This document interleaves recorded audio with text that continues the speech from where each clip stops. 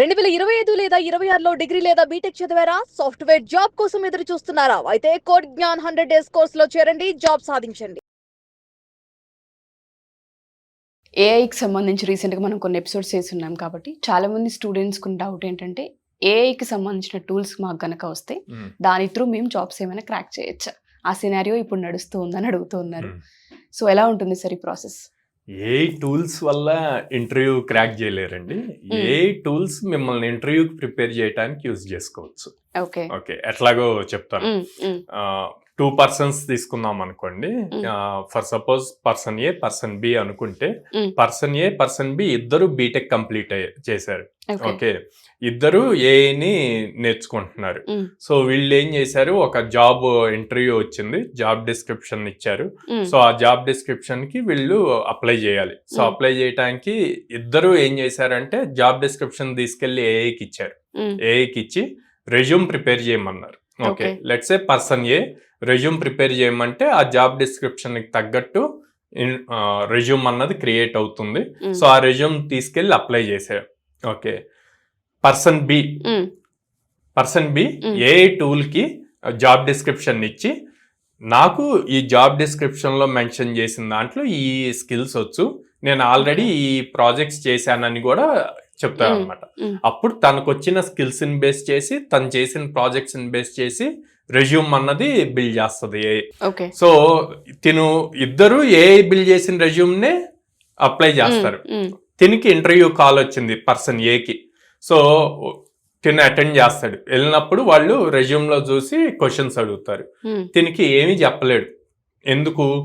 AI అన్నది ఒక thousands of memories ని పెట్టుకొని దానికి చిన్న కీవర్డ్ ఇస్తే అదే మొత్తం స్టోరీ క్రియేట్ చేసి ప్రిపేర్ అవుతుంది. కానీ ఇక్కడ తిను జస్ట్ జాబ్ డిస్క్రిప్షన్ ఇచ్చి రెజ్యూమ్ ప్రిపేర్ చేయించాడు, తనకున్న స్కిల్ సెట్ ఇవ్వాల.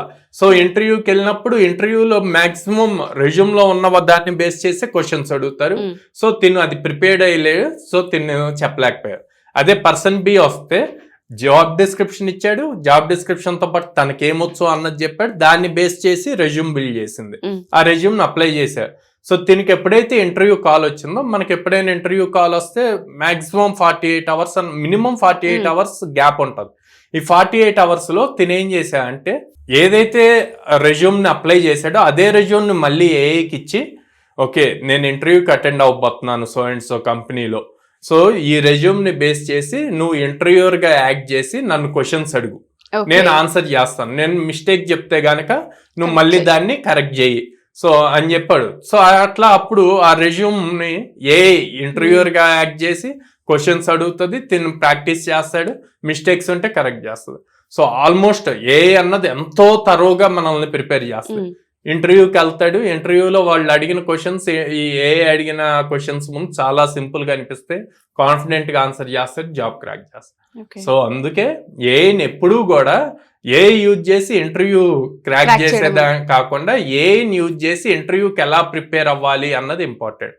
ఇప్పుడు చాలా రీల్స్ వైరల్ అవుతున్నాయండి. మనం ఆన్లైన్ ఇంటర్వ్యూస్ జరుగుతున్నప్పుడు బ్యాక్ సైడ్ నుంచి ఏని యూజ్ చేసి వాళ్ళు క్వశ్చన్ అడుగుతుంటే మనం ఆన్సర్ చదివేట్లు అట్లా మిస్టేక్ కదా, చాలా రాంగ్ అది. ఓకే ఇంటర్వ్యూ క్వాలిఫై వెళ్తారు, వెళ్ళాక లోపలికి వెళ్ళాక ఎన్ని మంత్స్ మీరు సస్టైన్ అవుతారు, సో అది కూడా చూసుకోవాలి. అందుకే ఎప్పుడు అట్లా మిస్యూజ్ చేయొద్దు. ప్రతి టెక్నాలజీకి అడ్వాంటేజ్ ఉంటుంది, డిసడ్వాంటేజ్. మనం ఎలా వాడుకుంటాం అన్న దాని మీదే డిపెండ్ అయి ఉంటుంది.